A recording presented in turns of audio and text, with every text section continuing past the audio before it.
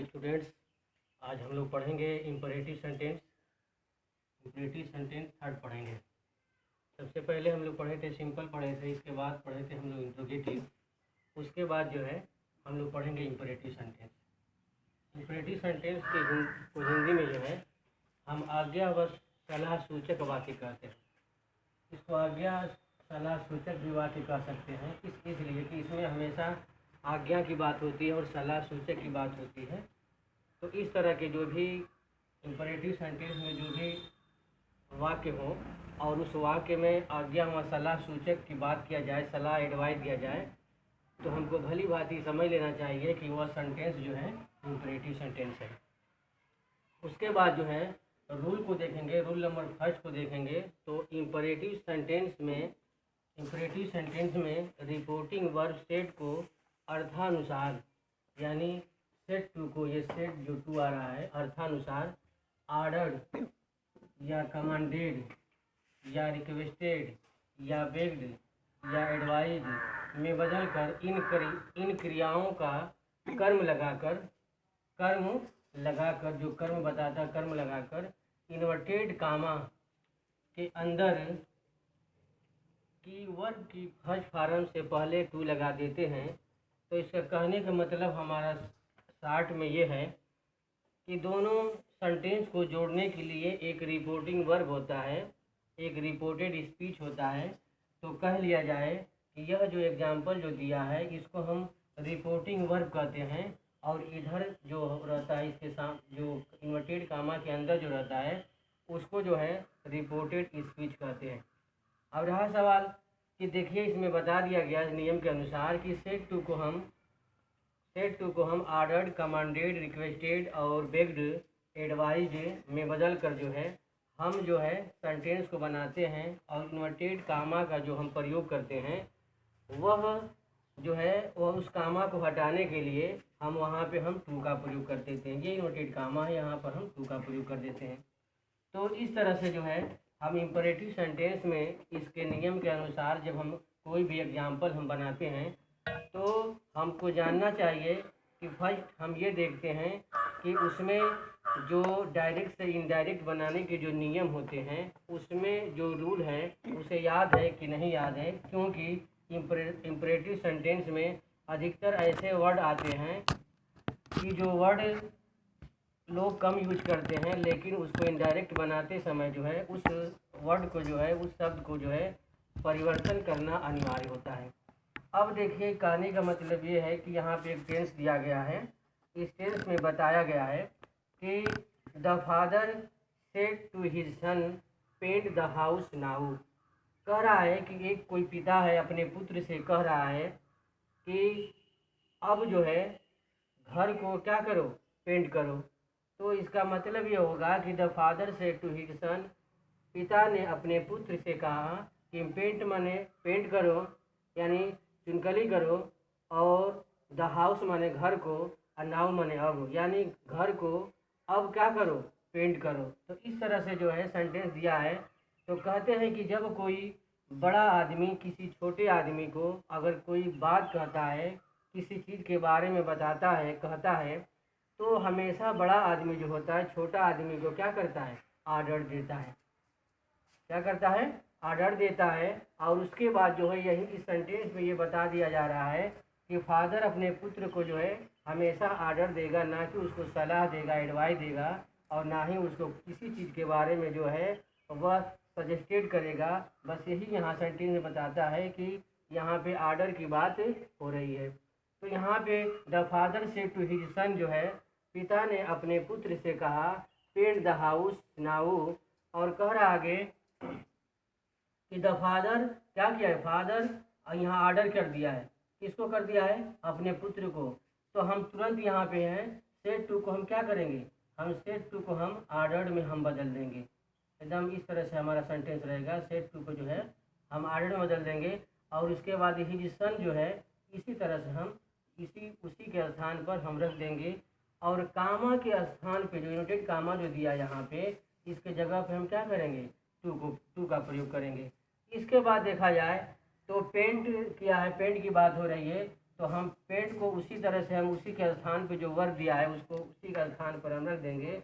उसके बाद paint the house, उसके बाद यहाँ नाउ का हम देन कर देते हैं, इसलिए कि नियम के अनुसार बताया गया है कि नाउ जहाँ पे आता है वहाँ पर हम देन का प्रयोग करेंगे। यदि आप देन का प्रयोग नहीं करते हैं तो यह इस सेंटेंस जो है शुद्ध नहीं होगा, इसलिए आप नाउ के जगह पे हम देन का प्रयोग करेंगे। तो इस तरह से एक बार एग्जाम्पल को देखा जाए कि the father said to his son, पिता ने अपने पुत्र से कहा कि पेंट द हाउस नाउ, अब घर को जो है घर को अब पेंट करो यानी चुनकली करो। तो द फादर आर्डर्ड हिज सन, पिता ने अपने पुत्र को आदेश दिया, आर्डर किया, आज्ञा किया, क्या किया कि टू द हाउस देन, यानी अपने घरों को क्या करो, इसको जो है चुनकली करो। तो इस तरह से हमारा जो सेंटेंस जो है कंप्लीट हो गया। उसके बाद देखेंगे सेकेंड एग्जाम्पल में जो दिया है कि ही सेड टू माई, अरे ही सेड टू मी, यहाँ पे दिया ही सेड टू मी, उसके बाद please give me your pen. अब इस कहने का मतलब है कि ऊपर सेंटेंस में हम बता दिए थे कि यदि इंपरेटिव सेंटेंस में रिपोर्टेड वर्ब जो है सेड टू के स्थान पर अगर जो है रिपोर्टेड स्पीच में अगर प्लीज आता है, यानी देखिए प्लीज आया है, यहाँ पे प्लीज आता है तो हम समझ जाएंगे कि प्लीज कर रहा है तो हमको रिक्वेस्ट क्या करना है, लगा ही देना है। कंपलसरी है कि जब प्लीज करेगा वहाँ पे तो आपको रिक्वेस्टेड लगाना ही पड़ेगा। तो हम सेड टू के स्थान पर जो है हम क्या करेंगे, हम रिक्वेस्टेड का प्रयोग कर देते हैं, रिक्वेस्टेड का हम प्रयोग कर देते हैं। तो इस तरह से हम बनाएंगे कि ही सेड टू मी, वह मुझसे कहा, क्या क्या, please give me your pen, please माने कृपया, गिव माने दे दो, मी माने मुझे, योर माने तुम्हारा, पेन माने कलम। तो कृपया करके तुम अपना पेन क्या कर दो, दे दो, अपना पेन मुझे दे दो, please give me your pen, ठीक ना। तो यहाँ पे कृपया तुम मुझे अपना पेन क्या कर दो, दे दो। तो अब यहाँ कर रहा है, तो जब कोई व्यक्ति किसी से सामान वगैरह चाहे पेन वगैरह चाहे बुक वगैरह कोई मांगता है तो हम क्या करते हैं कि मांगते हैं तो उसको रिक्वेस्ट करते हैं, ना कि उसको आदेश देते हैं। रिक्वेस्ट करेंगे, जो चीज़ हमारे पास नहीं रहता है और उस चीज़ जो हम क्लास में अगर हम मांगते हैं, क्लास में चाहे कहीं भी हम सफ़र कर रहे हैं तो हम वहाँ पे हम प्लीज करके ही जो है उसकी तरफ जो है आकर्षित उसको करते हैं। और इस तरह से अगर हम वर्ड बोलेंगे तो हमारा कार्य जो है आसानी से हो जाता है। तो हम ही रिक्वेस्टेड करेंगे सेड टू के स्थान पे, और मी आपका इसी तरह जो है रख दिया गया। टू आपका जो है यूनाइटेड कामा का जो प्रयोग होता है वो टू है। उसके बाद जब हम इनडायरेक्ट बनाते हैं तो हम प्लीज को जो है जब रिक्वेस्टेड का प्रयोग करते हैं तो प्लीज को हम यहाँ से हटा देते हैं यहाँ से। उसके बाद जो है हम डायरेक्ट वर्ब पर आए, वर्ब हमारा क्या कर रहा है, गिव है, तो गिव के बाद गिव होगा, और उसके बाद यहाँ मी आया है, तो मी हमेशा फर्स्ट पर्सन है। आई और मी है जो है, आई जो है ऑब्जेक्ट, आई का ऑब्जेक्ट मी है, तो मी जो है यहाँ पर है। तो अब यहाँ पे जो है इसलिए कि जब हम चेंज करेंगे तो फर्स्ट पर्सन ही है, तो ही से जब हम चेंज करेंगे तो ऑब्जेक्ट बनाएंगे तो ही का हमारा ही हो जाता है, और माई जो रहेगा तो उसी तरह रहेगा। उसके बाद जो है अब देखिए यहाँ पे जो आया है गिव आया है, गिव के बाद हिम आया है, तो आपका सवाल ये उठता होगा कि ये यहाँ पे मी है तो कैसे यहाँ पे हिम हो गया। तो हिम इसलिए हुआ कि हिम जो है ये फर्स्ट पर्सन है, तो फिर फर्स्ट पर्सन का ऑब्जेक्ट है, तो हम फर्स्ट पर्सन हमारा यहाँ पे ही हो गया, ही हमारा है। तो हम जब इसका मी यहाँ हुआ आई रहेगा तो हम यहाँ पर क्या करेंगे, हिम करेंगे। और अब बचा ये माई, तो माई कहाँ से आ गया है, तो ये जो योर है, यू है, जो हमेशा यू के साथ हमेशा योर का अपने के लिए योर का प्रयोग होता है, उसीलिए आई के साथ हमेशा अपने के लिए माई का प्रयोग करते हैं। तो अब देखेंगे यहाँ पर योर है, तो अब योर जो है ये सेकेंड पर्सन है, क्योंकि यू का यो हो जाता है, वो सेकेंड पर्सन है। और जब सेकेंड पर्सन आया है तो हम क्या करेंगे, इसको जब चेंज करेंगे मी से, इससे चेंज करेंगे, मी से चेंज करेंगे, तो हमारा आई के साथ हमेशा अपना के लिए हम माई का प्रयोग करते हैं, और उसके बाद हम पेन उसी तरह से हम रख देते हैं। तो इस तरह से सेंटेंस हमारा इम्परेटिव सेंटेंस कंप्लीट हो गया। अब इसके बाद हम इसी का हम निगेटिव पढ़ेंगे, नकारात्मक पढ़ेंगे। निगेटिव सेंटेंस बनाते समय जो है, जब हम इंपरेटिव सेंटेंस का निगेटिव बनाएंगे, नकारात्मक बनाएंगे, तो उसके कुछ नियम, कुछ रूल्स दिए हैं। निगेटिव सेंटेंस बनाते समय डू नॉट के स्थान पर नॉट टू का प्रयोग किया जाता है, नॉट टू का प्रयोग किया जाता है।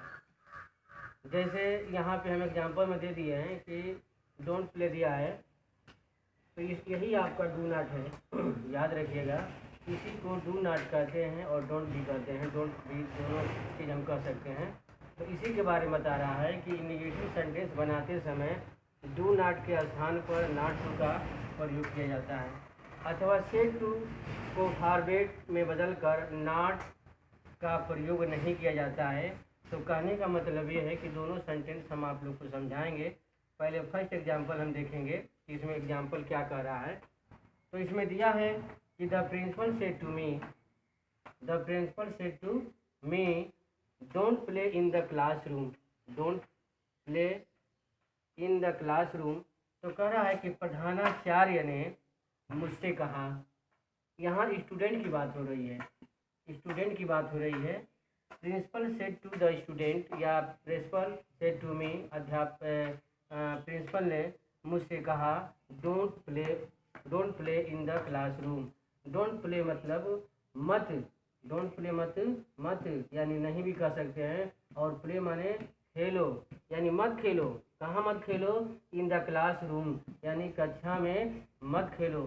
तो जब भी कोई बड़े आदमी, अब यहाँ प्रिंसिपल से बात हो रहा है, तो यहाँ पे प्रिंसिपल जो है विद्यालय के पूरे हेड होते हैं, तो उनका आदेश टीचर्स, स्टूडेंट सभी लोग मानते हैं, और वह हमेशा आदेश कर सकती हैं, और हमेशा जो है बच्चों के प्रति हमेशा कोई भी बात होती है तो वह आदेश के तौर पे जो है बात बताती हैं या बताते हैं। इस तरह से भी हम कर सकते हैं। तो हम देखेंगे कि द प्रिंसिपल से टू मी, द प्रिंसिपल से टू मी, प्रधानाचार्य ने मुझसे कहा डोंट प्ले यानी मत खेलो, इन द क्लासरूम यानी कक्षा में, क्लासरूम में जो है तो मत खेलो। तो अब इसको जब हम बनाएंगे तो क्या बनाएंगे कि द प्रिंसिपल ऑर्डर्ड मी, यहाँ ऑर्डर्ड बनाएंगे, इसलिए कि हम सेड टू को जो है हम ऑर्डर्ड में क्या कर दिए हैं, कन्वर्ट कर दिए हैं, परिवर्तन कर दिए हैं। और उसके बाद नियम के अनुसार बता रहा है कि जब डोंट के स्थान पर नॉट टू का प्रयोग किया जाता है, यानी जब निगेटिव सेंटेंस बनाते हैं तो डू नॉट के स्थान पर नॉट टू का प्रयोग करते हैं, तो मी के बाद हम नॉट टू का प्रयोग करेंगे। ये नॉट टू जो लगाया गया है ये इसके लिए लगाया गया है, नॉट टू का प्रयोग करते हैं। और उसके बाद प्ले जो रहेगा हमारा, ये प्ले ही रहेगा इन द क्लासरूम। उस तरह से जो है आपका ऑब्जेक्ट कम्प्लीमेंट जो रहेगा उसी तरह से हम उसको रख देते हैं। तो इसको समझ में आपको आ गया होगा कि the principal said to me don't play in the classroom, the principal ordered me not to play in the classroom. उसके बाद हम चलेंगे एग्जाम्पल सेकेंड के पास। तो इसमें बताया गया है कि पहले इसको नियम को हम देख लेते हैं यहाँ से कि सेड टू को फॉरवर्ड में बदलकर नॉट का प्रयोग नहीं किया जाता है, तो सही बात है।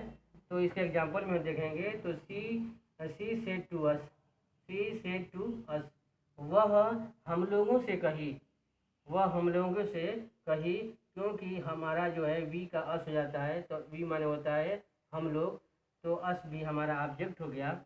तो यहाँ होगा सी सेड टू अस, वह हम लोगों से कही डोंट गो इन द सन। कह रहा आगे कि तुम जो कह रहा है कि तुम जो हो मतलब कि सूरज यानी प्रकाश में, यानी सूरज के सामने, या सूरज जो निकला हुआ है, सन निकला हुआ है, उसके सामने मत जाओ। तो कहने का मतलब ये है कि सी सेड टू अस। एक बात और बता दें कि जब भी हम इम्परेटिव सेंटेंस बनाते हैं तो जो हमारा रिपोर्टेड स्पीच होता है, उस रिपोर्टेड स्पीच में जो है यू छुपा रहता है, उसमें यू छुपा रहता है। जैसे इसको एग्जाम्पल को देखने से मालूम होता है कि कहीं ना कहीं यू जो है छिपा हुआ है। तो यहाँ सी सेड टू अस, तो यहाँ दे रहा है कि वह हम लोगों से कही, यानी हम लोगों से कही।